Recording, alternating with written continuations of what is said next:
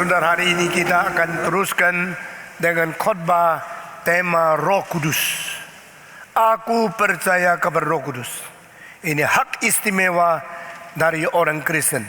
Di antara semua agama, hanyalah Kristus yang memberikan janji dan mengirim Roh Kudus untuk mendampingi, memimpin, dan menghibur orang Kristen. Itu sebab barang siapa yang betul-betul menikmati Roh Kudus dan mengalami pekerjaan Roh Kudus, dia berada di dalam bahagia yang besar sekali.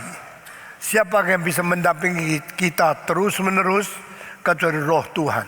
Siapa yang bisa menjalani sesuatu tugas menolong kita sampai setelah kita mati? Dia tidak pernah meninggalkan kita kecuali Roh Kudus. Dan Roh Kudus hanya dimengerti sebagai kenikmatan pribadi sajakah? Tidak. We should not monopolize Holy Spirit as being something privileged experienced by us because He's with us. Kita bukan menikmati karena Roh Kudus bersama dengan aku saja. Kita harus melihat lingkup yang begitu luas dan Roh Kudus, Roh yang disebut pribadi ketiga dari Allah Tritunggal. Roh yang disebut, yang diberikan dengan Roh Kudus kepada Yesus Kristus waktu dia berada di dalam dunia. Yohanes pasal 3 bagian terakhir, roh yang Allah berikan kepada Kristus adalah tidak terbatas adanya. Unlimited, infinite spirit is given to Jesus Christ. Yesus Kristus menerima roh secara tidak terbatas. Sehingga yang tidak terbatas berada dengan manusia yang terbatas, sementara lebih rendah sedikit daripada malaikat. Yang firman menjadi daging, jelma menjadi manusia yang disebut Yesus Kristus. Roh yang tidak terbatas mendampingi dan memimpin manusia yang adalah firman menjadi daging, yaitu Yesus Kristus. Dan Yesus Kristus dengan hembusan yang berkata, terimalah Roh Kudus. Dia janji memberikan Roh Kudus, dan hal ini sungguh-sungguh terjadi pada waktu hari Pantekosta. Roh turun memenuhi, mengisi setiap orang yang percaya kepada Yesus Kristus. Saudara-saudara, saya kira di dalam sepanjang sejarah 2000 tahun ini, begitu banyak hamba Tuhan menjelaskan, mengkhotbahkan tentang firman topik Roh Kudus. Tetapi banyak orang tidak sadar abad ke-20 setan telah bekerja untuk membuat kacau pengertian tentang Roh Kudus melalui orang-orang yang tidak paham tetapi berani sekali membicarakan tentang Roh Kudus. Boleh dikatakan banyak gereja yang berlabel kami gereja dipimpin Roh Kudus, yang paling banyak bicara Roh Kudus justru adalah orang yang tidak mengerti Roh Kudus. Itu sebab terjadi kesulitan yang seperti badai yang besar, tidak gampang dibereskan, dan begitu banyak orang ditipu dengan kelihatan, merasa, menganggap diri berRoh Kudus, tapi hidupnya tidak karu-karuan. Saudara-saudara, kita sudah bicara tentang Roh Kudus, ada roh bijaksana dan roh pengetahuan. Hari ini saya khusus bicara tentang Roh Kudus, ada roh strategi. Strategi itu pikiran manusia, atau itu adalah juga salah satu sifat dan salah satu karya dari Roh Tuhan Allah sendiri. Atau apakah Allah mempunyai strategi? Allah mempunyai bijaksana mengatur segala sesuatu. Banyak orang yang ditipu oleh ajaran salah menganggap Roh Kudus itu tidak ada hubungan dengan fungsi rasio. Ini sama sekali salah. Saudara-saudara, kalau roh Allah yang menciptakan segala sesuatu, termasuk rasio manusia, maka roh Allah juga ada yang mungkin, yang satu-satunya yang mungkin menguasai dan mampu mengatur dan mencerdaskan pikiran manusia. Saya tidak mengerti kenapa membicarakan Roh Kudus tidak dikaitkan dengan fungsi rasio. Saya tidak mengerti kenapa Roh Kudus hanya dianggap sebagai suatu fenomena supranatural yang sama sekali tidak ada hubungan dengan pikiran manusia. Sehingga kelihatan banyak orang Kristen lebih bodoh dari mereka yang belum Kristen. Banyak orang Kristen lebih ngawur tidak berbuat segala sesuatu dibanding mereka yang belum menerima Yesus Kristus. Kalau demikian adanya, maka orang akan tanya, buat apa jadi orang Kristen? Bukankah orang dah Kristen sekolahnya lebih pintar dari Kristen? Bukannya yang belum beriman kepada Tuhan berdagang lebih pintar dari orang Kristen? Bukankah orang yang melawan Yesus Kristus justru lebih bijak dari orang yang sudah percaya Yesus Kristus? Buat apa saya menjadi orang Kristen? Buat apa saya percaya Yesus Kristus? Jikalau menjadi orang Kristen lebih bodoh, lebih ngawur, lebih sembarangan, dan lebih tidak berhasil secara pemakaian rasio. Itu sebab dari permulaan saya menjadi orang Kristen, saya akan memperhatikan apakah perbedaan orang sudah terima Yesus Kristus dibanding mereka yang belum. Dan saya akhirnya di dalam khotbah terus menerus, dia menyelidiki kitab suci, memikirkan firman terus menerus, saya menemukan itu ajaran salah. Karena Roh Kudus tidak bisa dipisahkan dengan fungsi rasio yang dicipta Tuhan sesuai dan menurut peta teladan Tuhan Allah. Jika Allah kita adalah Allah yang paling bijaksana, maka Allah menciptakan manusia sesuai dan menurut peta teladan Allah. Maka Allah menciptakan manusia yang berintelektualitas yang lebih tinggi dari semua makhluk. Man is the only intelligent being created after image and the likeness of God, which is above all animals and all other being created by God. Manusia adalah satu-satu yang dicipta lebih tinggi, lebih berintelektual dan lebih berpengetahuan tinggi banding semua makhluk. Itu sebab kalau menjadi orang Kristen tidak ada peningkatan fungsi intelektual, maka kita percuma menjadi orang Kristen. Kalau orang Kristen sebelumnya ada orang berdosa yang dicipta menurut peta teladan Allah. Allah adalah kebenaran.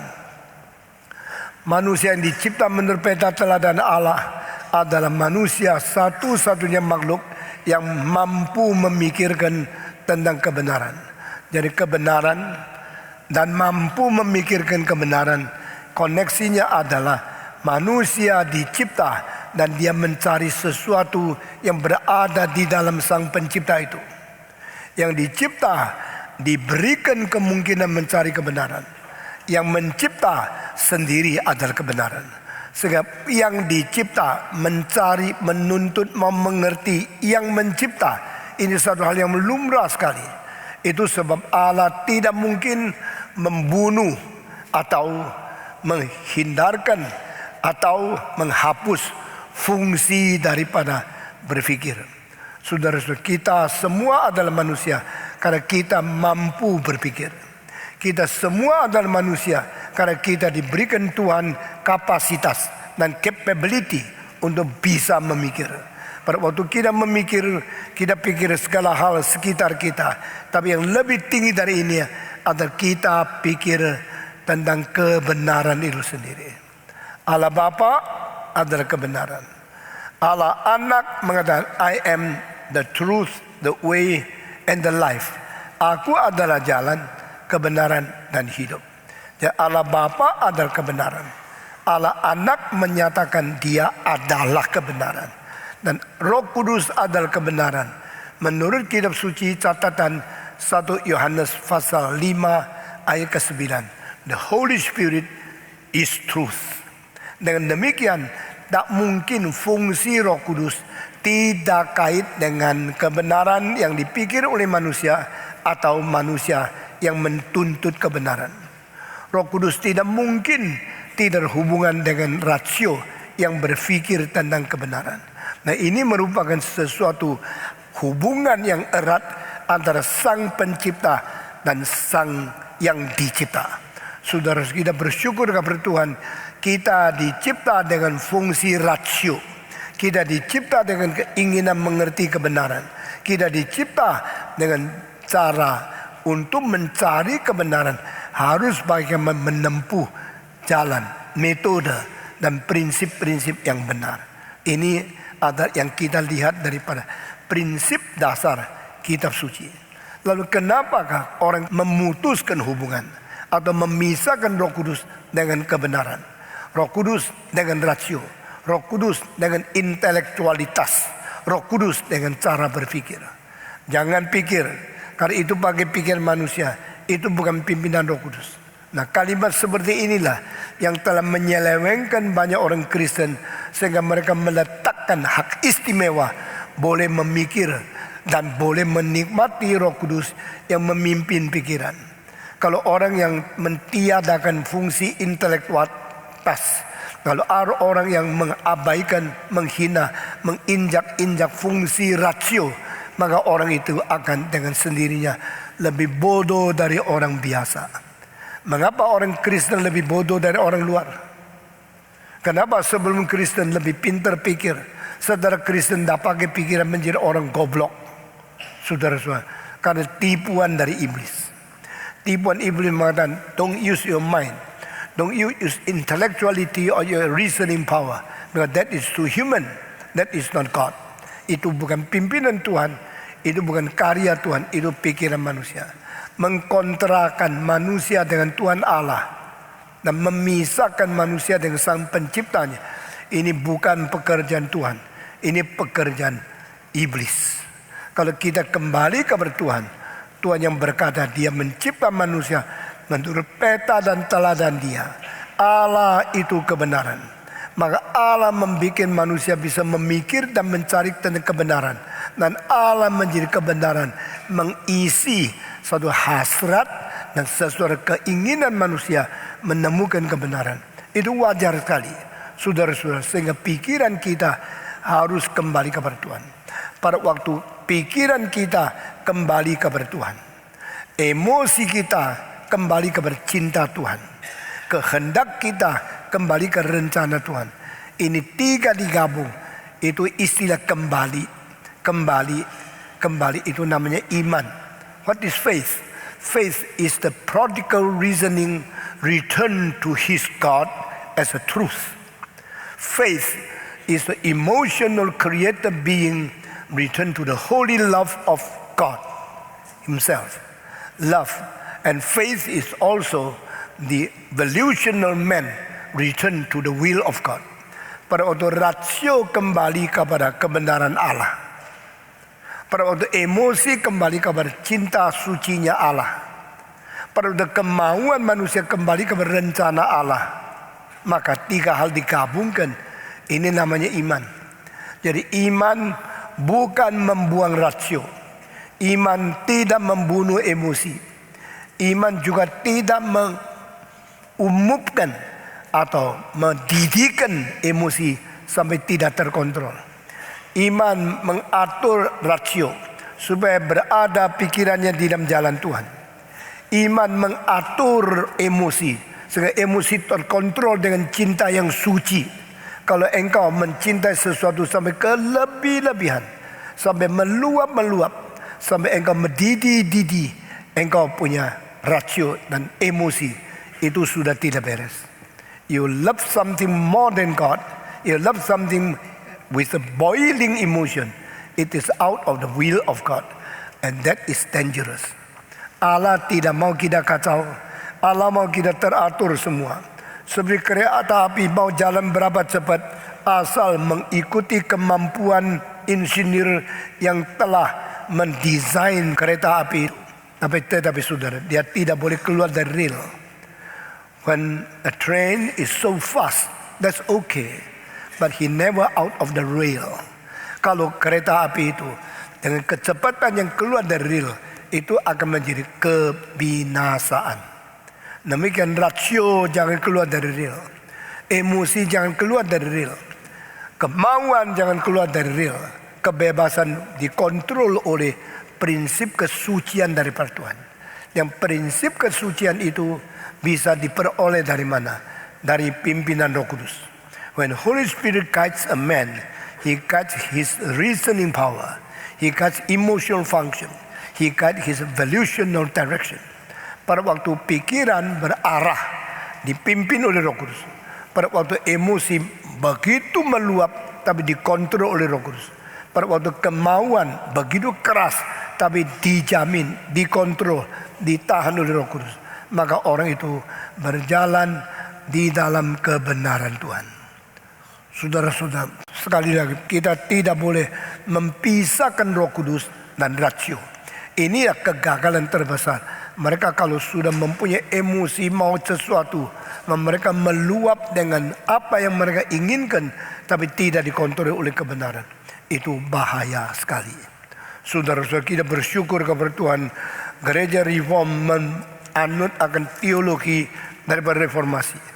Dan kita menerima ajaran daripada rasio dari yang diajarkan oleh Martin Luther, Calvin, Zwingli, Bullinger, Theodor Beza, dan semua ajaran dari para reformator. Nah, saudara-saudara, di sini kita melihat apa yang menjadi satu perubahan sejak Katolik diadakan reformasi sampai setelah reformasi terjadi sampai sekarang. Perbedaan tentang konsep rasio itu apa?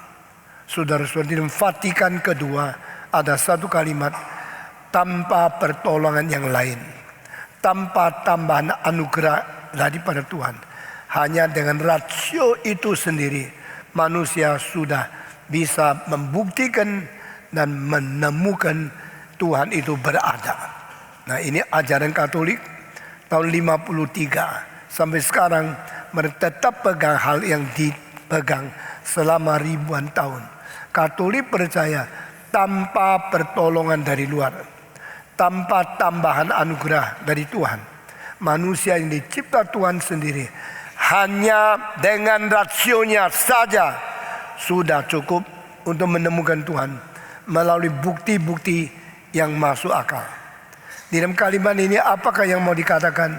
Berarti manusia sejak Adam jatuh sampai sekarang rasionya masih berfungsi normal seperti sebelum dia jatuh. Ini yang ditolak oleh para reformator. Reformers reject the so-called normal function of man even after the fall. Sesudah jatuh, manusia tetap mempunyai fungsi bisa pikir tentang Allah dan bisa dengan alasan yang cukup membuktikan Allah ada dengan rasio yang berpikir secara sehat. Apakah ini betul? Saya kira tidak ada orang hari ini datang mau dengar kalimat ini, karena engkau tidak tahu apa yang mau dikhotbahkan oleh pendeta pada hari ini. Tapi hari ini saya memulai dengan rasio Roh Kudus dan fungsi rasio yang dipimpin Roh Kudus. Orang Katolik sampai pada tahun 1953 di dalam Vatikan kedua tetap percaya manusia dengan pikiran yang dicipta meskipun sudah jatuh dalam dosa masih sanggup membuktikan Allah berada. Nah, saudara-saudara, apakah perbedaan Martin Luther dan Calvin di dalam poin ini? Saya percaya Martin Luther bersifat lebih suka meledak dan dia lebih mengkagetkan orang dengan kalimat-kalimat yang lain nama Calvin. Calvin seorang kalem, seorang teratur, seorang yang retoriknya dan bahasanya begitu stabil, begitu sempurna dan begitu teratur. Sedangkan Martin Luther kadang-kadang keluar kalimat yang mengkagetkan orang luar biasa. Dan di dalam hal ini Martin Luther mengatakan satu kalimat yang penting, rasio itu jangan dipercaya, rasio jangan dipegang, jangan disandarkan. Karena rasio itu adalah pelacur. Wah, ini kalimat mengkagetkan orang. Apa artinya rasio itu pelacur? Martin Luther mengatakan rasio itu sendiri tidak mutlak. Rasio itu sendiri tidak sempurna. Dan rasio itu tidak konsisten. Karena rasio suka mengikut teori-teori yang dia anggap benar, lalu menikah dengan teori itu. Seperti pelacur yang tidur sama laki-laki yang entah siapa. Our reasoning power is a war. Pikiran kita itu seperti pelacur. Anak muda kalau baca komunisme, wah ini benar ini kebenaran. Lalu mempersembahkan diri untuk komunisme seumur hidup. Seperti Fidel Castro. Sekarang dia sudah mati, adiknya sudah mati. Kuba tidak baik. Kuba dah karu-karuan. Mobil yang pakai tahun 1930-an. Dilas-las sampai seluruh tubuh yang sudah rusak ditempel dengan besi-besi.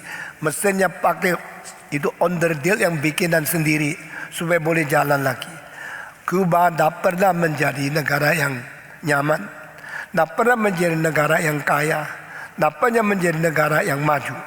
Hanya menjadi negara yang ketinggalan puluhan tahun karena satu kepercayaan kebenaran komunisme. Komunisme tidak membawa manusia menjadi kaya. Komunisme membawa seluruh manusia menjadi miskin. Komunisme tidak mendorong kreativitas sampai negara maju. Komunisme mematikan kreativitas sehingga manusia akhirnya cuma pikiran sesuatu keindahan dari ideologi komunisme dimutlakkan sebagai Tuhan Allah, dan semua orang menjadi miskin, mundur, terbelakang dan hancur semua. Saudara-saudara, kenapa? Karena ada seorang namanya Fidel Castro berani melawan kapitalisme, berani melawan dunia modern, dan dia percaya komunisme itu benar. Dan dia mengatakan satu kalimat, sejarah akan membuktikan saya betul. Setelah 50 tahun, dia mengatakan revolusi di Kuba, sejarah membuktikan dia total salah. Bahkan negara yang dia paling hormat, Rusia sendiri hancur. Lalu Castro kelabakan, tidak tahu bagaimana. Dia mau mengaku dia salah, tidak berani. Mau meneruskan, tidak kuat. Mau bikin negara maju, tidak mungkin. Akhirnya diserahkan kepada adiknya. Sudah adiknya sekarang makin tua, sudah mati. Sekarang Kuba mulai berubah. Karena apa? Nothing is absolute truth in the world.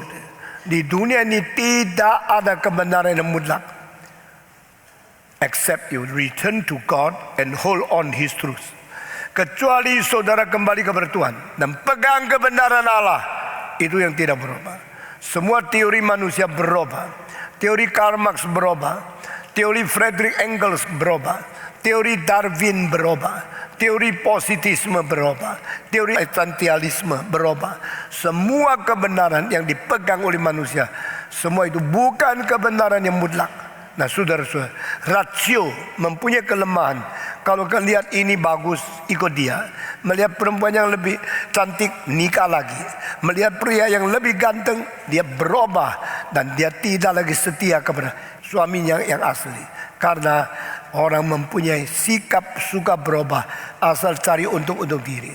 Itu mental daripada pelacur.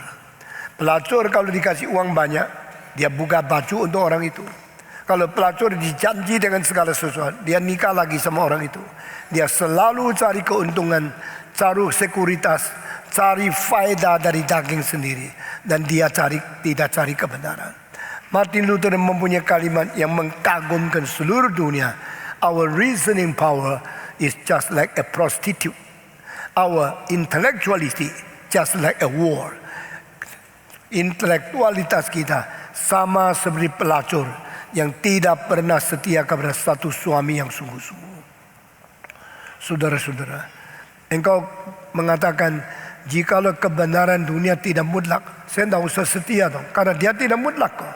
Lalu saya bisa pindah-pindah. Tapi saudara-saudara, justru kesulitan adalah kebenaran Allah itu mutlak. Kenapa engkau tidak setia kepada firman Tuhan? Nah, di sini letaknya.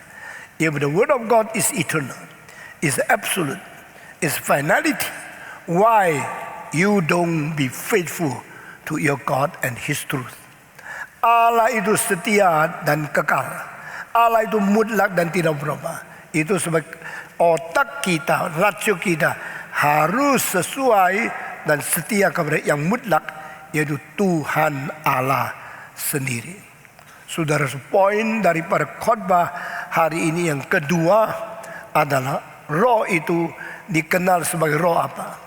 Orang karismatik, Roh Kudus dipakai sebagai roh supranatural yang bikin kita menjadi aneh-aneh. Nah, kalau engkau bisa teriak-teriak, bisa goyang-goyang, bisa deblak di tanah, bisa pingsan, itu namanya pekerjaan Roh Kudus. Tak pernah Alkitab mempersamakan gejala-gejala seperti itu dengan karya Roh Kudus.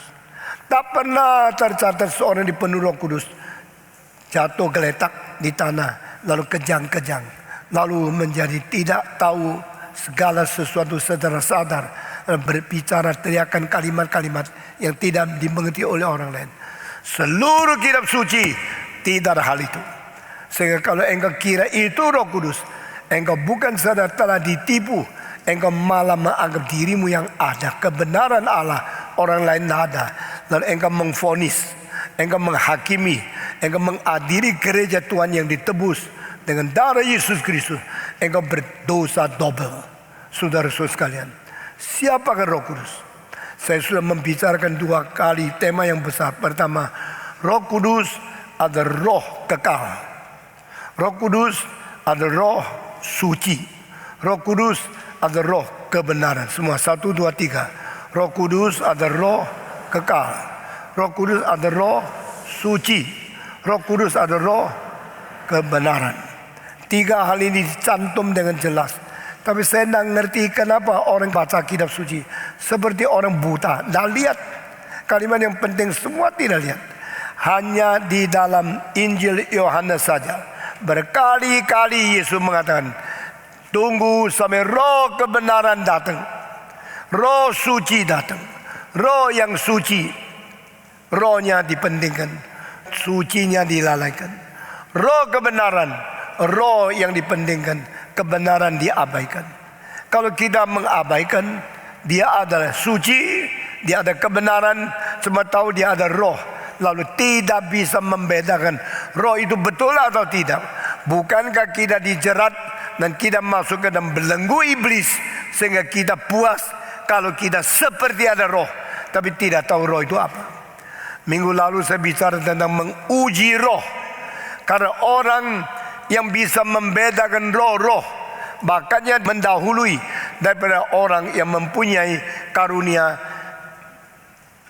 bicara bahasa lidah dan menerjemahkan bahasa lidah. To speak in tongue and to translate the speaking of tongue is after how to discern the spirits. Saudara-saudara, di dalam Alkitab dengan jelas begitu banyak karunia Roh Kudus, tapi karunia membedakan roh-roh mendahului karunia lidah dan karunia menerjemahkan lidah. Dan ini tidak ditekankan pentingnya. Jadi banyak gereja tidak mengizinkan engkau ragukan dia. Jangan ragu-ragu. Satu kali seorang India berkhotbah, saya masuk. Begitu saya masuk, dia langsung teriak, ada orang yang meragu-ragu Roh Kudus di sini. Usir keluar roh ragu-ragu.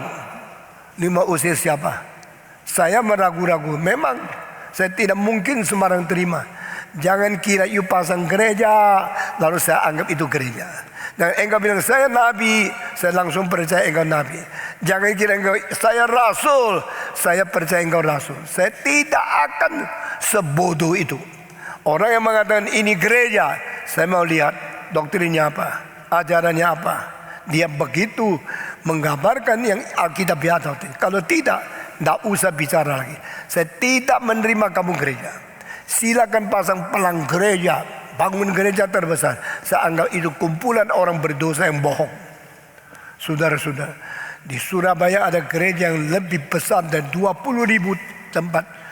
Lebih besar dari tempat ini kira-kira 5 kali. Tapi itu gereja tidak. Pendetanya suka cari pelacur. Pendetanya cinta seorang sekretaris, sudah tidur sama dia berkali-kali. Dan sekarang dia tidak mau nyonyanya, lebih cinta perempuan itu. Dan berani mengatakan, saya seperti Daud.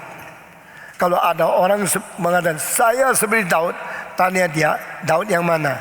Yang membunuh Goliat atau yang membuat istri orang lain nyonyamu? Atau Daud yang berkenan kepada Tuhan? Dia mengatakan, saya seperti Daud. Kalimat belakangnya tidak enak didengar. Sebab Tuhan memberikan banyak istri kepada saya. Itu seperti Daud. Kurang ajar sekali. Apakah itu kebanggaan Daud? Waktu Daud menikah sama Batseba dan suaminya dibunuh di dalam lapangan peperangan, Allah mengatakan ini satu hal yang sangat tidak berkenan di hati Tuhan. Daud yang paling berkenan kepada hati Tuhan, di dalam hal ini sama sekali tidak diterima oleh Tuhan. Saudara-saudara, pendeta itu mengatakan, aku seperti Daud. Saudara-saudara, kenapa hal ini terjadi justru pada banyak gereja-gereja? Kenapa pemimpin-pemimpin yang terkenal di dunia banyak yang terlibat di dalam skandal seks? Karena mereka tidak mau mempentingkan kesucian dan kebenaran Roh Kudus. Spirit of eternity result consistency. Roh yang kekal mengakibatkan konsistensi yang terus mencintai Tuhan selama-lamanya. Roh yang suci mengakibatkan orang penuh perasaan takut kepada Tuhan dan hidup di dalam kesucian. Roh kebenaran mengakibatkan pendeta-pendeta pegang teguh firman Tuhan dan seluruh khotbah sesuai dengan Alkitab. Karena spirit of eternity, spirit of holiness, and the spirit of truth. Roh Kudus adalah roh kekal, Roh Kudus adalah roh kebenaran, Roh Kudus adalah roh suci. Mau melihat seorang hamba Tuhan, ada Roh Kudus tidak, lihat bagaimana dia konsisten mencintai Tuhan. Bagaimana melihat dia kalau hidupnya suci. Bagaimana membuktikan kalau dia khotbah hidup sesuai dengan kebenaran. Itu 3 hal. Sesuai itu saya berkhotbah di sini. Roh Kudus adalah roh bijaksana, Roh Kudus adalah roh pengetahuan, dan Roh Kudus adalah roh strategi. Semua 1, 2, 3. Roh Kudus adalah roh bijaksana, Roh Kudus adalah roh pengetahuan, Roh Kudus adalah roh strategi. Ini hampir tidak pernah dikhotbahkan di dalam gereja-gereja lain. Pada waktu pendeta-pendeta memilih tema Roh Kudus, kebanyakan kejebak kepada zaman sekarang. Apakah dia bisa gini? Apa dia bisa jatuh? Itu katanya Roh Kudus. Itu semua omong kosong. Itu penipuan. Itu semua membohongi orang Kristen. Saudara-saudara. Tetapi sekarang setelah 3 tadi, kekal, suci, kebenaran. 3 sekarang, bijaksana, pengetahuan, dan strategi. Semua 1 kali lagi. 1, 2, 3. Bijaksana, pengetahuan, dan strategi. Roh Kudus adalah roh bijaksana. Apa artinya? Roh Kudus adalah roh bijaksana. Berarti dia mempunyai kecerdasan, kepintaran, mempunyai bijak yang luar biasa, melampaui semua bijak di dalam dunia ini. Saudara-saudara, selama manusia dicipta, salah satu yang paling bijak, yang menulis kalimat 3000 mengenai Amsal dan mempunyai bijaksana yang bukunya sampai sekarang dibaca ribuan jutaan orang, adalah Raja Salomo. Salomo begitu berbijak, tapi Salomo kurang bijak karena akhirnya waktu dia tua berzina dengan banyak wanita dan meninggalkan Tuhan. Di dalam 2 generasi kerajaannya dihancurkan oleh Tuhan yang mengizinkan musuhnya mengalahkan dia. Saudara-saudara, Salomo tidak menjadi contoh yang baik. Bukankah dia orang paling bijak di dalam sejarah? Bukankah dia paling bijak antara manusia, tapi kurang bijak? Dan dia sendiri menulis di dalam Amsal Sulaiman, bijaksana ada 3 unsur yang penting. Pertama, perasaan penuh takut kepada Tuhan. The fear of the Lord is the beginning of the wisdom. Takut kepada Allah itulah permulaan dari bijaksana. Tidak ada orang yang bijaksana tetapi kurang ajar sama Tuhan. Tidak ada orang yang bijaksana tidak perlu mempunyai perasaan takut kepada Tuhan. Saya sangat suka melihat anak kecil yang takut kepada Tuhan. Saya suka melihat pemuda-pemudi yang penuh perasaan takut kepada Tuhan. Saya suka melihat pendeta yang takut kepada Tuhan. Orang yang takut kepada Tuhan tidak ada istri di pinggir, juga tidak cari perempuan untuk tidur. Orang yang takut kepada Tuhan tidak orang menjaga, dia sendiri jujur dan sendiri setia di dalam kebenaran. Orang yang takut kepada Tuhan dilemparkan ke berapa jauh, dia tidak meninggalkan Tuhan karena Tuhan di pinggirnya dia. Saudara-saudara, aku menaruh engkau di sebelah kananku sehingga aku tidak berdosa kepadamu. Kalimat-kalimat yang penting seperti ini muncul di dalam kitab suci, memberi pengetahuan kepada kita.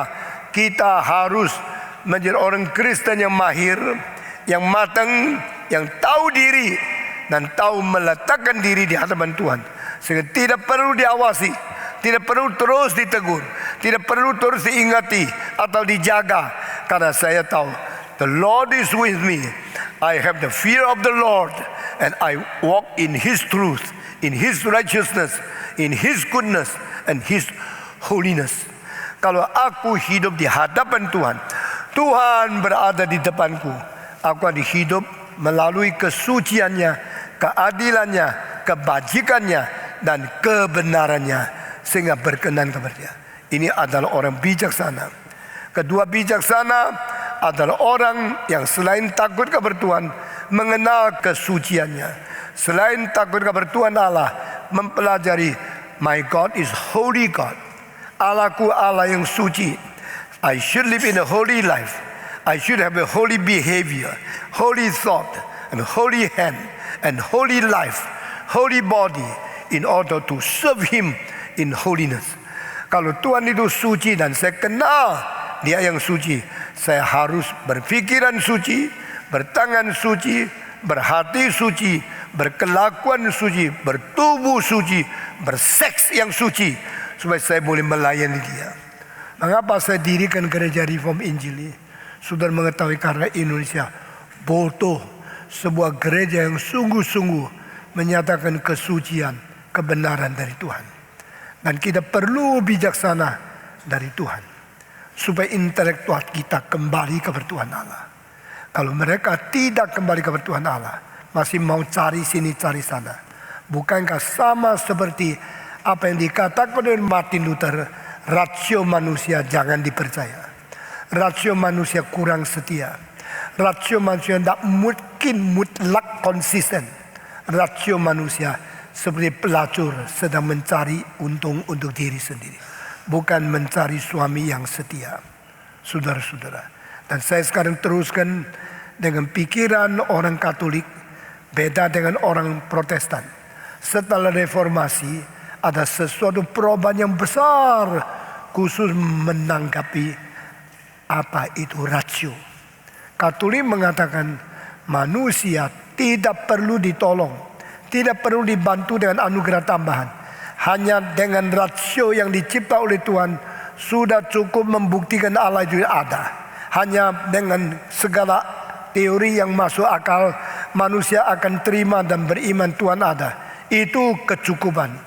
Sufficiency, adequate for human being with the natural reasoning power created by God in order to understand God with a logical understanding, with a logical answer in apologetics. Nah, ini mulai dari kapan? Saudara-saudara, rasio adalah satu fungsi yang paling penting di mana manusia berbeda dengan binatang. Tidak ada binatang yang mempunyai rasio. Tidak ada manusia yang kurang rasio. Manusia berrasio, perkembangan bagaimana? Atau karena sesuatu penyakit atau sesuatu pembawaan, sehingga orang-orang yang IQ low, yang terlalu tidak mampu berpikir, itu dianggap orang yang cacat rasio. Kalau tidak demikian, semua manusia mempunyai daya pikiran yang sangat kuat dan sangat sehat. Dan ini mulai ditemukan 2380 tahun yang lalu oleh Aristotle. Aristotle muridnya Plato, dan Plato muridnya daripada Socrates.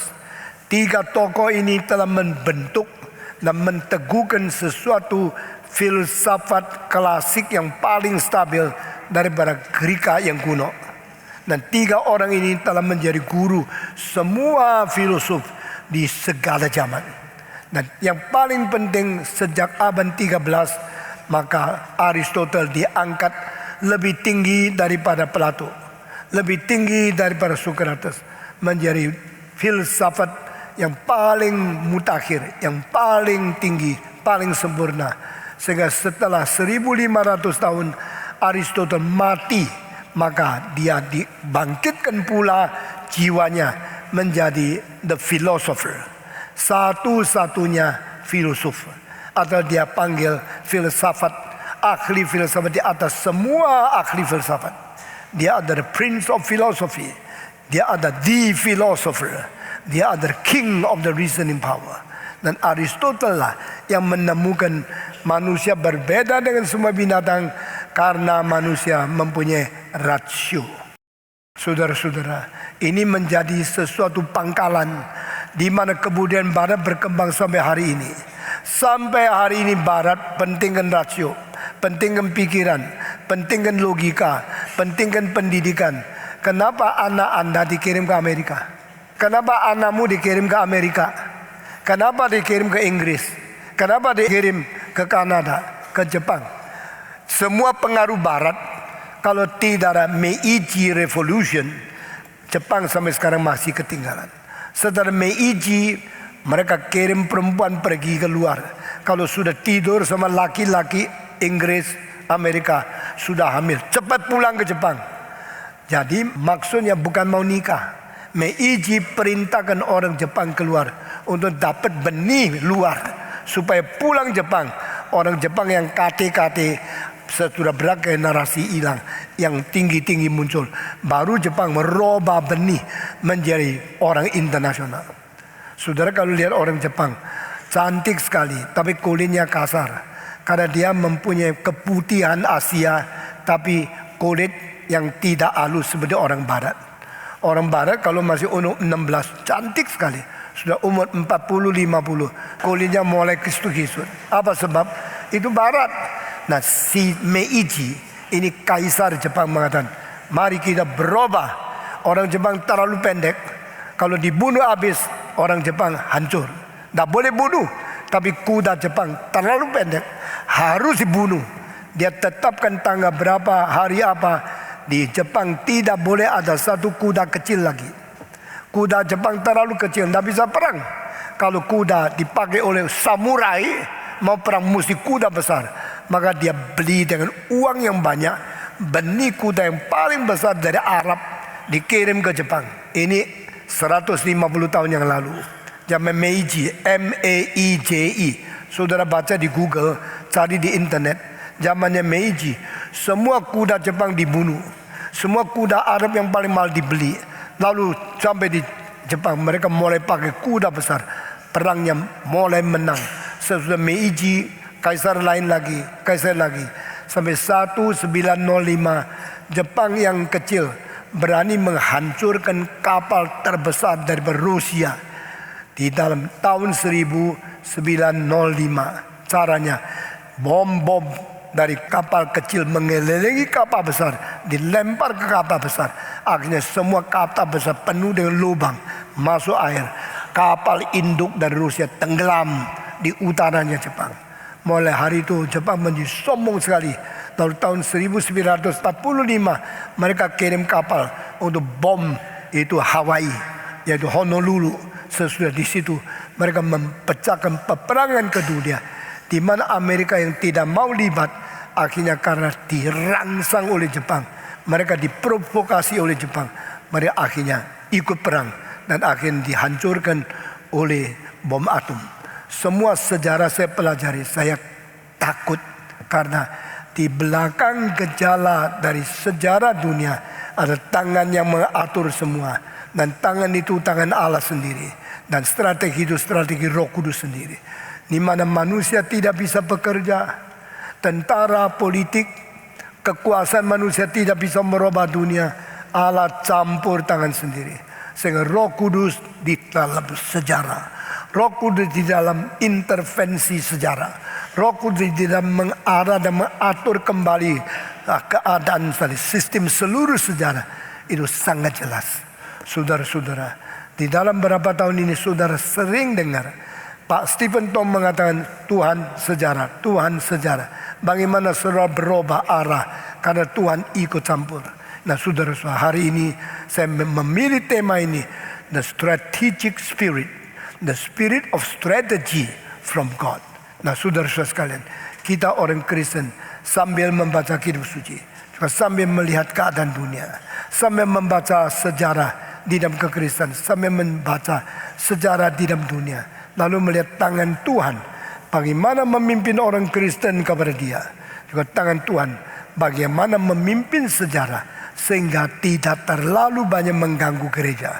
Meskipun dunia suka menganiaya gereja, komunisme, ateisme, dan imperialisme, konsumerisme, dan juga akan kapitalisme sangat menghantam, sangat merangsang dan menghancurkan gereja. Tapi ada Roh Kudus yang memimpin baik di dunia maupun di gereja. Roh strategi, tema hari ini. Roh memberikan bijaksana kepada manusia untuk jangan ambil keputusan salah melalui estimasi yang salah, melalui kalkulasi yang sama, melalui konklusi yang sama, akhirnya mengambil decisi yang salah. Saudara, if you have the wrong estimation, wrong calculation, wrong understanding of phenomena, and make wrong conclusion, you will make wrong decision. Banyak orang bukan dah pinter-pinter, tapi akhirnya gagal total. Karena apa? Make some wrong decision. Banyak orang yang umur hidup lancar, waktu tua satu kali salah hancur seumur hidup. Jangan bodoh, jangan anggap diri pinter, jangan anggap diri hebat. Waktu engkau salah estimasi diri, salah kalkulasi orang lain, salah memberikan konklusi jawaban, engkau pasti mengambil decisi yang salah. You will finally have a wrong decision and destruct yourself forever and ever. Hati-hati. Satu kali ambil keputusan salah, engkau salah semua. Keputusan salah ditimbulkan karena pikiran, kalkulasi, dan estimasi, dan konklusi yang salah daripada logika engkau. Itu Roh Kudus, bukan roh yang bikin kita gini-gini. Itu tak guna. Roh Kudus bikin kita lebih cerdas dan lebih mengerti pimpinan Tuhan, rencana Tuhan lebih daripada kemauan sendiri. Semua manusia jangan semau sendiri dan sekaku sendiri lalu minta Tuhan takluk kepada kemauanmu. Itu bahaya sekali. Never force God to follow you. Never force Holy Spirit to submit to you, but force yourself to submit to Holy Spirit. Paksakan dirimu untuk takluk kepada Roh Kudus. Paksakan segala kemampuanmu untuk taat kepada pimpinan Tuhan. Itu orang berbijak.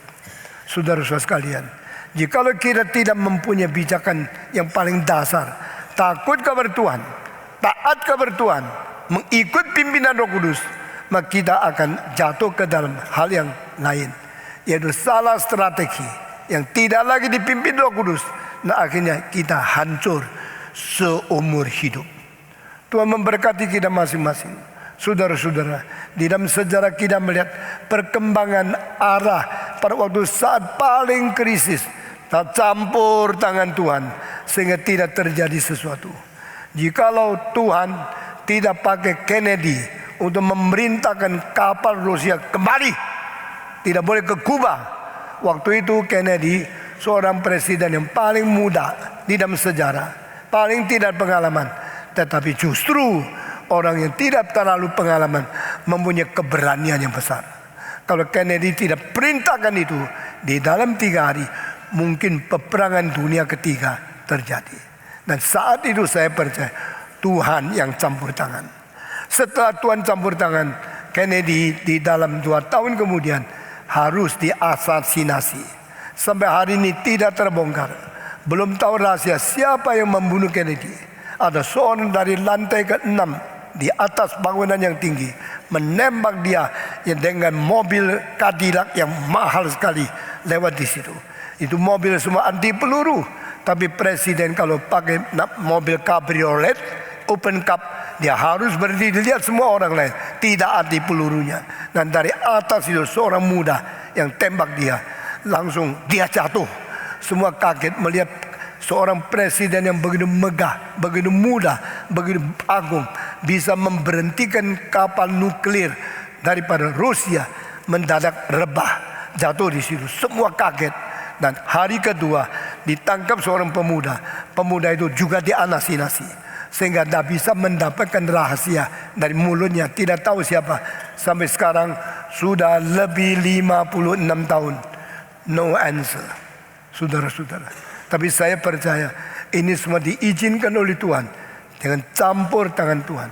Alkitab mengatakan alangkah dalamnya rencanamu, alangkah sulitnya jejak kakimu, ya Allah, alangkah limpahnya bijaksanamu. Ini bicara tentang apa?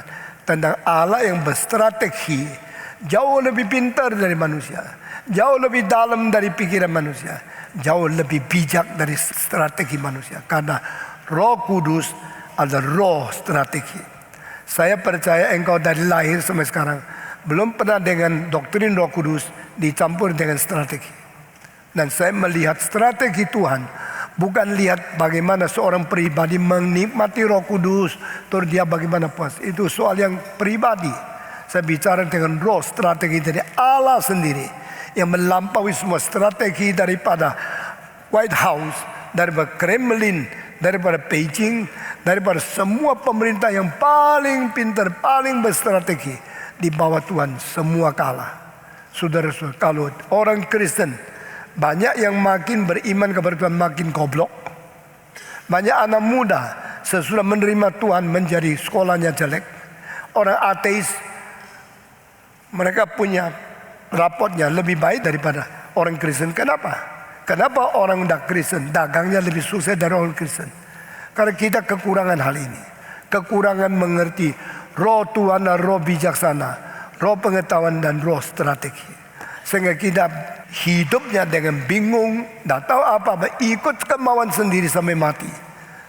Dan engkau kalau makin congkak, makin sombong, makin menganggap dirimu yang benar, Tuhan akan membiarkan engkau pelan-pelan binasa sendiri.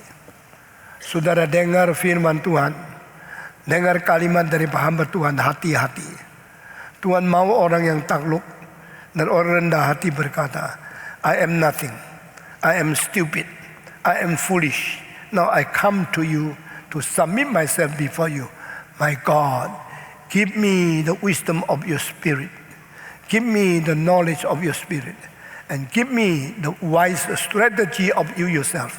So that I can change myself. Transform into a being with the wisdom from heaven. Kita akan berubah menjadi manusia yang mempunyai bijaksana dari surga, mempunyai strategi Roh Kudus, dan tidak lagi sombong, tidak lagi kaku di hadapan Tuhan. Saudara-saudara, pada waktu dunia di dalam kekacauan, di dalam kepicikan, kesulitan yang paling besar, manusia sudah tidak ada jalan pikir hari depan bagaimana. Tuhan yang berpikir, Tuhan yang mulai memimpin sejarah ini. Saudara-saudara mengetahui Inggris tahun 1215 mendadak menjadi satu negara kecil yang bertumbuhnya tidak bisa dibendung. Tahun 1215 terjadi apa? Terjadi satu peristiwa. Raja Inggris diberi kekekangan, diberi pertahanan, tidak boleh sewenang-wenang sendiri. Semua raja di dunia sewenang-wenang, semua kaisar di dunia serusak-rusaknya sendiri. Tapi mulai 1215 Inggris mengatakan tidak, raja pun harus dihukum kalau dia berdosa. Yang paling senang siapa? Tuhan. Tuhan di surga melihat ini dah berhentinya diktator di dunia. Ini pertama kali manusia ditahan kuasanya karena rakyat harus dicintai. Maka Tuhan mengatakan, saya akan memberkati Inggris. Tidak lama kemudian Inggris menjadi negara paling kuat di laut. Sebelumnya siapa? Spanyol, Portugis. Spanyol menamakan armadanya, armada yang tidak ada lawannya, unbeatable, the matchless navy in the world. Satu armada yang tidak mungkin dikalahkan oleh kapal perang manapun di seluruh dunia. Tuhan mendengar, you sombong, you begitu bangga, begitu congkak merebut kemuliaanku, saya hancurkan kamu. Tangan Tuhan campur, lalu membuat armada daripada Spanyol hancur total. Tidak mungkin bangkit sampai hari ini. Sesudah itu Inggris mulai mengambil alih dan Belanda juga mengalahkan Spanyol. Belanda mulai menjadi negara yang merdeka pada 16 setelah 16, Belanda bikin kapal sebanyak mungkin dan hatinya masih lumayan. Dia kemana-mana bukan perang untuk mentaklukkan bangsa lain, dia untuk merebut kekayaan. Sehingga Tuhan mengizinkan Belanda sambil datang Indonesia, ambil rempah-rempah, ambil semua itu yang pedas, yang wangi, daripada pala, cengkeh, lombok, merica, yang 92% seluruh dunia hanya ada di Indonesia. Diambil oleh Belanda, dibawa pulang ke Eropa, dijual lebih mahal dari emas. Setelah Portugis sampai Spanyol dihancurkan, Belanda dan Inggris dinaikkan, tidak lama kemudian Belanda menjadi negara paling kaya di Eropa. Dan mereka masukkan tulip, bunga tulip dari Turki. Lalu sekarang menjadi kerajaan tulip di seluruh dunia. Uang tulip yang diuntung oleh Belanda sekarang beratus-ratus juta dolar setiap tahun. Dan orang Belanda ambil rombok, ambil merica, ambil daripada Indonesia, bikin kekayaan luar biasa. Waktu itu menjadikan Belanda negara yang paling kaya. Baru mereka bisa menghasilkan semua pelukis yang jualnya lukisannya ratusan juta mahalnya. Nah saudara-saudara, dengan demikian Eropa mulai berubah. Saya berapa hari tanya seorang pendeta, menurut you kenapa Spanyol digagalkan oleh Tuhan? Mengapa Tuhan izinkan Belanda dan Inggris mengambil alih hak di atas seluruh laut dari seluruh dunia? Pendeta itu bilang, apa karena sebab mereka menganiaya orang Kristen yang berada di Amerika Selatan? Saya bilang, you are right. Spanyol membunuh pendeta, membunuh orang-orang Indian, orang-orang Dayak yang di Amerika Selatan yang menjadi orang Kristen. Ini dicetuskan dalam satu film Mission. Kalau you ada waktu bisa dapat tonton, tahu itu engkau lihat. Akhirnya seorang daripada Jesuit, seorang pastor yang paling setia, membuat banyak orang Latin Amerika percaya menjadi orang Kristen. Nyanyinya bagus sekali, ditembak mati satu persatu. Sesudah itu Tuhan meninggalkan Spanyol, meninggalkan Portugis, membangkitkan Inggris, membangkitkan akan Belanda. Tapi Belanda, Inggris sambil mengabar Injil, sambil menjajah tempat orang lain, sehingga Tuhan tidak terlalu senang. Lalu Inggris dibangkitkan menjadi negara paling kaya, paling besar di dunia selama 650 tahun. Dari 1815 sampai 1980, Inggris menjadi negara paling kuat. Pada Inggris paling kuat, pemimpinnya ada Ratu Victoria. Nah saudara-saudara, heran sekali. Saya juga tidak ngerti kenapa pada waktu Inggris paling kuat, semua rajanya adalah perempuan, bukan laki-laki. Queen Anne, Queen Victoria, Queen Elizabeth I, and Queen Elizabeth II. Sekarang Elizabeth II merupakan seorang pemimpin dunia di atas taktanya paling lama. Sudah 66 tahun menjadi ratu belum turun. Dia waktu papanya George V meninggal dunia, dia masih umur 25, dipaksa menjadi ratu. Dia naik tatanya. Sekarang sudah umur 90 lebih, dia masih menjadi ratu di Inggris. Dari tahun 1952 sampai 2018 dia masih ratu Inggris. Tapi waktu dia, Tuhan sudah tidak memberkati Inggris.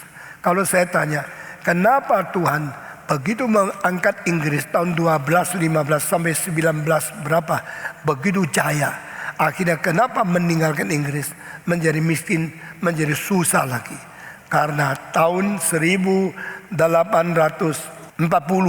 Inggris mulai melakukan hal yang sangat kurang ajar, yaitu menghina Cina. Dan mereka coba menjual ganja, menjual opium untuk merusakkan kesehatan anak muda seluruh Tiongkok, supaya Tiongkok hancur. Hati yang tidak baik ini bikin Tuhan marah sama Inggris. Itu tahun 1840. Sebelum memberikan peperangan dengan armada yang besar untuk mensita, untuk menyerang Tiongkok, maka ada teori yang mengatakan begini. Sudah dengar baik-baik, ini pelajaran sejarah yang penting sekali. Kenapa sekarang uang kita semua diambil Tiongkok? Jawaban, karena kita memerlukan barang Tiongkok yang begitu bagus. Barang apa dari Tiongkok yang paling bagus? Teh, porselin, sutra. Seluruh dunia pakaian yang paling tipis tapi paling dingin musim panas adalah sutra Tiongkok. Sutra tidak bikin dari katun.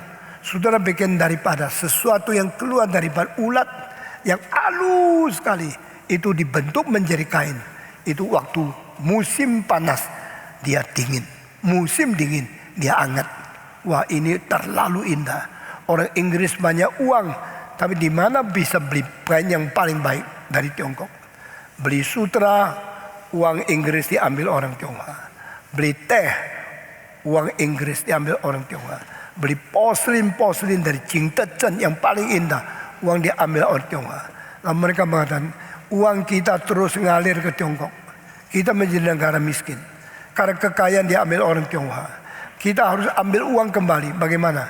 Itu namanya equal business, saling menjual. Saya beli barang lalu, you mesti beli barang saya. Lalu Inggris bikin barang apa saja kirim ke Tiongkok. Orang Tionghoa pelit, tidak mau beli, hanya mau jual. Kalau jual dapat duit, kalau beli bayar duit. Orang Tionghoa bilang, saya tidak mau bayar duit, saya mau dapat duit. Sudah jual dapat duit, disimpan. Orang tua Tionghoa tidak mau pakai uang, karena orang Tionghoa percaya uang yang dipakai diambil orang, yang tidak dipakai tetap milik sendiri. Orang Amerika mengatakan uang dipakai milik sendiri, yang disimpan nanti diambil orang, anak atau orang lain. Maka mesti pakai uang. Cara menangkap uang itu beda sekali, barat sama timur.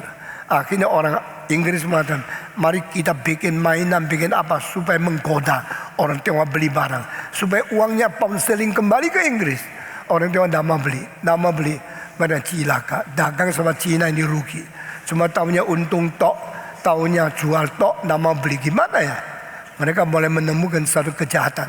Kasih opium, kasih ganja, bikin orang kalau sudah hisap, sudah terima, akhirnya kecanduan. Akhirnya candu bikin Tiongkok hancur. Pemuda-pemudi yang makan candu menjadi pusing-pusing, tidak mau kerja, tidak mau sekolah, tidak lagi rajin, tidak lagi berjuang. Dan uang itu diambil karena opium terus dikirim. Setiap kapal datang ke Guangzhou itu kirimnya opium. Satu kapal 20 peti, 20.000 peti.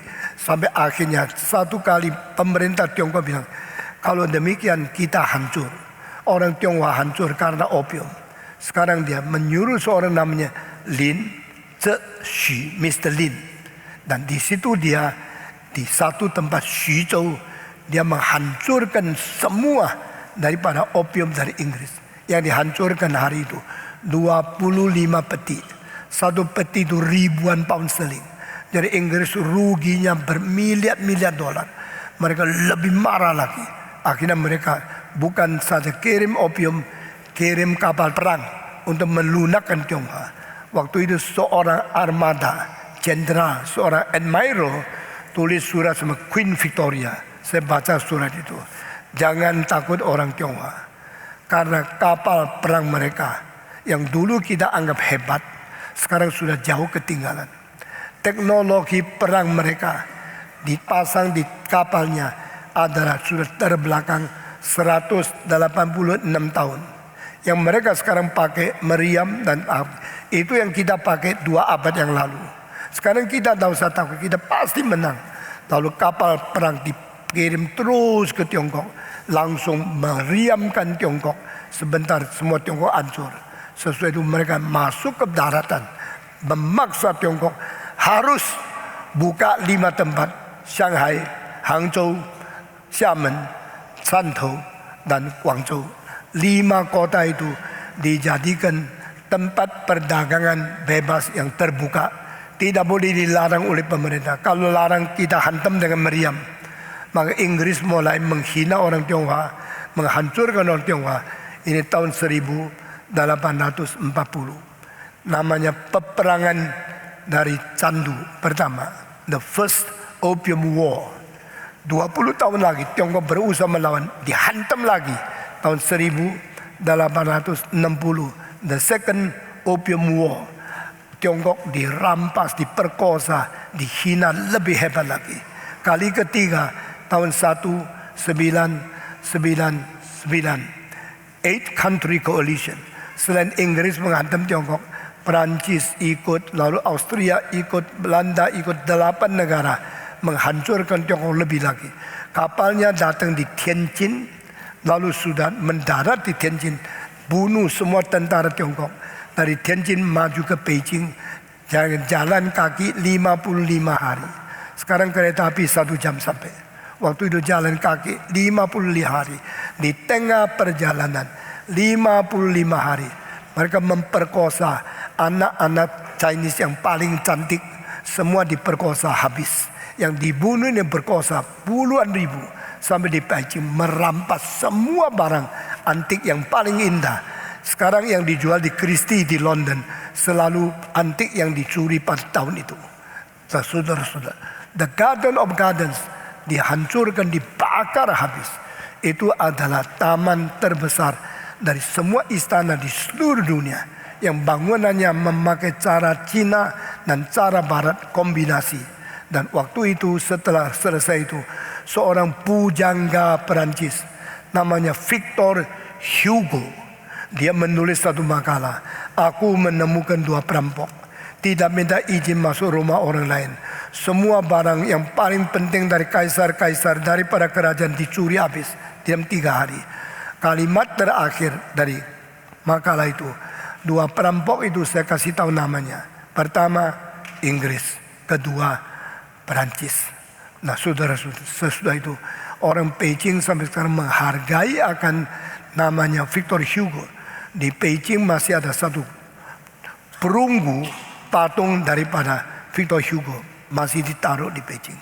Nah saudara, sesudah itu Inggris makin sombong, makin sombong. Tadi saya mengatakan 1215 tahun pertama Tuhan memberkati Inggris. Sampai tahun 1912 Tuhan berhenti memberkati Inggris. Mulai merosot, tak habis-habis. Saudara-saudara, setelah Queen Victoria mati, dengan meriah dia kuburkan, Inggris mulai turun. Karena apa? 1215 raja yang congkak diturunkan, kalau perlu boleh dihukum mati. Ini pertama kali di seluruh sejarah manusia raja boleh dibunuh. Dan tidak lama kemudian, memang di dalam 200 tahun kemudian, ada seorang raja namanya Charles I dibunuh oleh penghakiman daripada Inggris. Tuhan memberkati karena raja ditekan kekuasaan dan rakyat harus dicintai. Tuhan memberkati. Tapi pada waktu Inggris makin lama makin kuasa, makin lama makin sombong. Pada waktu mereka paling megah, mereka mempunyai tanah kira-kira 1/3 dari muka bumi, tanahnya semua milik Inggris. India, Pakistan, Afghanistan, Timur Tengah semua milik Inggris. Burma milik Inggris. Malaysia, Sarawak semua milik Inggris. Lalu di tempat lebih jauh lagi, itu Australia, New Zealand milik Inggris. Di barat Amerika, Kanada, Alaska semua milik Inggris. Sudah tidak ada kerajaan lebih besar dari Inggris. Tapi Tuhan mengatakan, saya membangkitkan satu kerajaan. Saya juga bisa menghancurkan satu kerajaan. Tahun 1912 tahun terakhir, Tuhan mentoleransi kepada Inggris. Dan mereka sudah sombongnya sampai melampaui siapapun. Mereka bikin satu kapal yang besar lebih dari kapal apapun dalam sejarah. Namanya Titanic. Saudara masih tahu film Titanic? Nah, film Titanic melukiskan apa yang terjadi pada hari itu. Dan semangat kekristenan juga dipancarkan di dalamnya. Dan mereka menyebut kapal itu sebagai unsinkable ship in the history. Satu kapal di dalam sejarah yang tidak mungkin bisa ditenggelamkan. Tuhan dengar kalimat itu, what you saying? This is unsinkable ship. I made it sink for the first time voyage. Orang semua beli tiket mahal sekali, masuk ke dalam kamar yang paling luks, ada tempat dansa yang seperti istana, ada kolam mandi yang begitu indah, dan ada semua entertainment. Bintang-bintang paling mahal dipanggil di situ. Dari situ dia mau bikin the Virgin Voyage, pertama kali meninggal Southampton, lalu melayar melewati Skotlandia menuju ke Atlantik, akhirnya akan sampai di New York. Orang paling kaya beli tiket paling mahal masuk kapal itu, baru berjalan tidak sampai Skotlandia bertabrakan dengan satu gunung es. Waktu itu kapal yang lebih dari 90.000 ton itu melihat gunung es, langsung disuruh cepat belok. Waktu dia belok, arus air membawa gunung es yang besarnya betul-betul seperti gunung, tabrak. Sesudah itu kapal patah menjadi dua, tenggelam di lautan yang dalam sekali. Sampai sekarang banyak harta di dalamnya belum bisa digali. Saudara-saudara, Tuhan berpendidikan kepada manusia, mengajar manusia. You bilang you dalam mempunyai kapal tidak bisa tenggelam, sebagian dia tenggelam. Baru pertama kali jual ribuan tiket dapat uang sedikit, mau melayar. Kalau kapal itu tidak tenggelam, sampai hari ini masih bisa jalan. Berarti 100 tahun masih bisa jalan. Tetapi sudah tenggelam untuk hari pertama, baru pertama keluar tidak lama sudah tenggelam. Sesudah itu Inggris tidak lagi penting.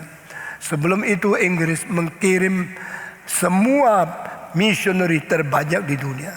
Sesudah tahun 30-an sampai sekarang Inggris merosot, Amerika mengambil alih. Sampai tahun 2000 Amerika merosot lagi, Korea mengambil alih. Korea menjadi pengirim misioneri terbanyak di seluruh dunia. Sekarang Korea mulai tenggelam lagi. Dulu kalau dengar Korea, gereja Korea, salib begitu gereja Korea, orang-orang pendeta gereja Korea yang besar. Sekarang yang kita dengar bintang film Korea. Kalau kita dengar itu perempuan bagaimana kosmetik, surgery, plastik di Korea. Sekarang Korea sudah menjadi negara entertainment, negara komersil, dan negara yang mulai meninggalkan Tuhan dengan tidak lagi cinta seperti dulu. Saudara-saudara, saya melihat sejarah ini berubah, arahnya, arusnya, seluruh strateginya berubah. Pada waktu Inggris mau membiarkan berdirinya satu negara Israel yang berada di Timur Tengah, maka waktu itu harus voting di dalam PBB, saudara-saudara. Dan akhirnya Rusia yang paling tidak suka dan paling suka veto, akhirnya juga tidak ganggu. Kenapa negara Israel bisa jadi dibangun? Karena campur tangan Tuhan. Dengar kalimat-kalimat di bawah ini. Pada waktu Israel mengatakan kitab akan mengadakan satu negara baru namanya Israel modern.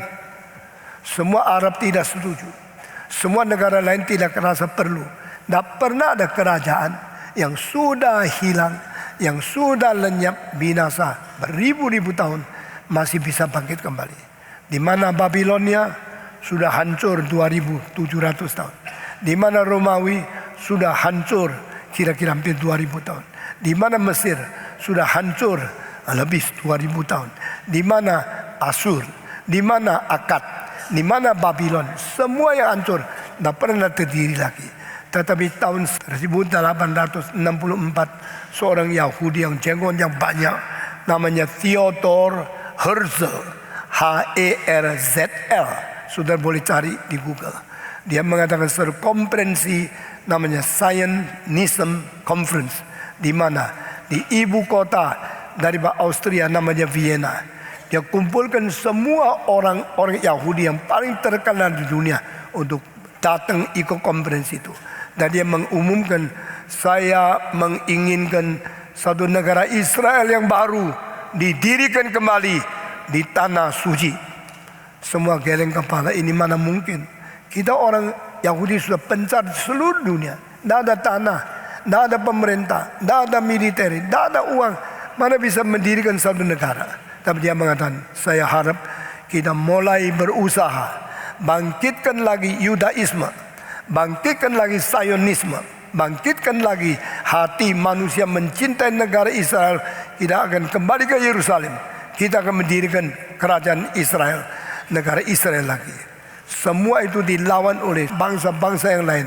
Tapi Theodor Herzl dengan berani dan gigih mengatakan, Dari tahun itu sampai sekarang sudah lebih daripada 154 tahun. Tahun 1864 sampai sekarang 2018. Engkau lihat, bukan saja negara Israel sudah didirikan, sudah jadi menjadi negara yang belum pernah mungkin dihancurkan terhadap saudara-saudara. Tidak mungkin. Karena Tuhan berkata, yang menjaga Israel tidak tertidur dan tidak terantuk. Saudara-saudara, saya mau tanya, kenapa negara Israel bisa jadi? Ini terjadi satu mujizat yang besar. Karena Tuhan mengizinkan Inggris yang memerintah Timur Tengah, negara-negara waktu itu di bawah Inggris. Dan Inggris pada waktu peperangan dunia pertama sangat kemungkinan kalah karena Jerman menjadi kuat sekali. Dan peperangan kedua Jerman lebih kuat lagi. Tetapi Inggris perlu seorang strategi, dan orang itu orang Israel. Namanya Weizmann. Weizmann. Weizmann adalah seorang kimia yang paling top di dunia. Dia memberikan rahasia, memberikan senjata yang kuat untuk mengalahkan musuh dengan senjata kimia. Dan ini sesuatu sodoran, kontribusi dari orang Israel kepada tentara Inggris. Inggris pakai resepnya dia bikin senjata. Akhirnya Inggris menang. Parlemen di Inggris, mereka terus mengingat akan jasa orang Israel. Sehingga pada waktu Israel mengatakan, kita mendirikan satu negara tahun 1948 bulan Agustus tanggal 15 di PBB, waktu itu masih the League of the Nation, itu diizinkan dan semua setuju dan tidak ada larangan. Orang Arab belum kuat, Rusia belum mempunyai kekuatan hak veto yang paling besar. Dan akhirnya Israel betul-betul sukses menjadi satu negara.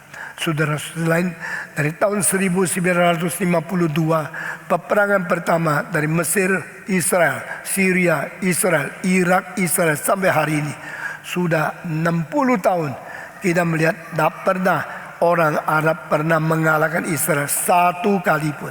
Karena apa? Tuhan masih jaga. Kita sedang melihat dunia akan kemana. Siapa yang mengatur strategi? Siapa yang memegang peranan paling penting? Our God in heaven. Amin. Allah kita di surga yang melihat strategi yang mana yang paling penting. Melihat nasib manusia, arah akan kemana. Saya lihat ini peranan Roh Kudus. Roh Kudus adalah roh strategi. Dan Roh Kudus bukan saja kirim dan berada di hati manusia. Roh Kudus juga berada di seluruh dunia. Karena seluruh dunia berada di bawah tangan si jahat. Tapi si jahat sendiri berada di bawah tangan Tuhan Allah. Sehingga roh itu pakai strategi yang paling tinggi, lebih bijak dari siapapun untuk mengatur seluruh umat manusia. Mari orang Kristen mempunyai iman kepercayaan kepada Tuhan, termasuk percaya kepada roh strategi yang memimpin seluruh dunia. Mari kita berdoa. Bapa di dalam surga, kami berterima kasih karena Roh Kudus yang adalah Allah, adalah bijaksana Allah, adalah kuasa Allah, sedang menguasai seluruh alam semesta. Kami berdoa kiranya Engkau memberikan kepada kami ketaatan dan kesungguh-sungguhan untuk menakluk dan patuh kepada Tuhan. Dengar doa kami Tuhan. Kami tidak tahu apa yang terjadi pada hari depan, tapi kami mengetahui dunia dan nasib umat manusia bukan di dalam tangan politikus, tapi di dalam tangan Tuhan sendiri. Berilah kekuatan kepada kami untuk hidup beribadah, untuk sungguh-sungguh berkenan di mata Tuhan. Terimalah doa kami dalam nama Yesus Kristus, penebus dan juru selamat kami yang hidup. Amin.